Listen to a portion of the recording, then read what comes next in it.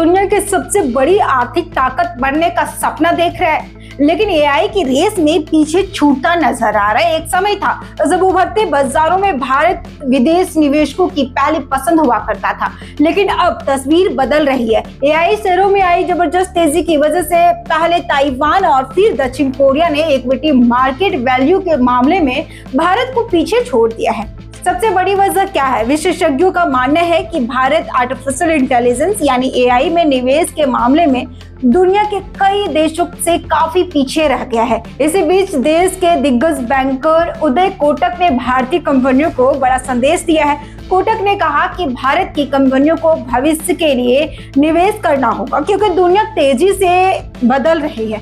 उन्होंने एक चौंकाने वाला उदाहरण भी दिया। दुनिया के सबसे बड़ी टेक कंपनियों में शामिल गूगल, जिसके पास पहले से ही भारी मात्रा में नकदी है, फिर भी लगभग 80 अरब डॉलर यानी करीब 7.6 लाख करोड़ रुपए जुटा रही है। क्यों? ताकि वो अपने एआई इंफ्रास्ट्रक्चर और कंप्यूटिंग क्षमता को और तेजी से बढ़ा सके। सोचिए, गूगल की पेरेंट कंपनी अल्फाबेट का मार्केट कैप 4.3 ट्रिलियन डॉलर से भी ज्यादा है।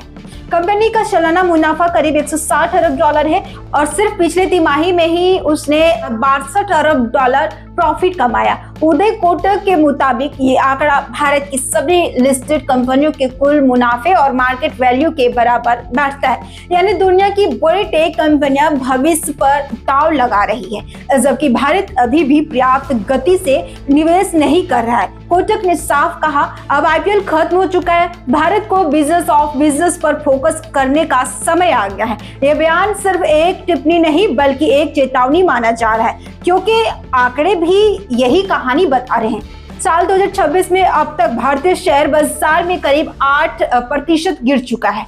वहीं विदेशी निवेशकों के सिर्फ 5 महीनों में भारतीय बाजार से लगभग 24 अरब डॉलर यानी 2.2 लाख करोड़ रुपए निकाले गए हैं। पिछले साल भी विदेशी निवेशकों ने 18.9 अरब डॉलर की बिकवाली की थी।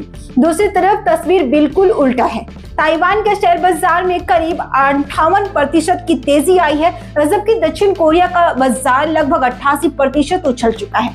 इन दोनों देशों को एआई और सेमीकंडक्टर सेक्टर में भारी निवेश का फायदा मिला है। अब सबसे बड़ा सवाल ये है, क्या भारत एआई क्रांति का हिस्सा बनेगा या फिर दुनिया की अगली तकनीक दौड़ में सिर्फ दर्शक बनकर रह जाएगा? क्योंकि आने वाले वर्षों में केवल वही देश आगे बढ़ेंगे जो एआई, डेटा सेंटर, चिप निर्माण और डिजिटल इंफ्रास्ट्रक्चर पर बड़े दांव लगाएंगे।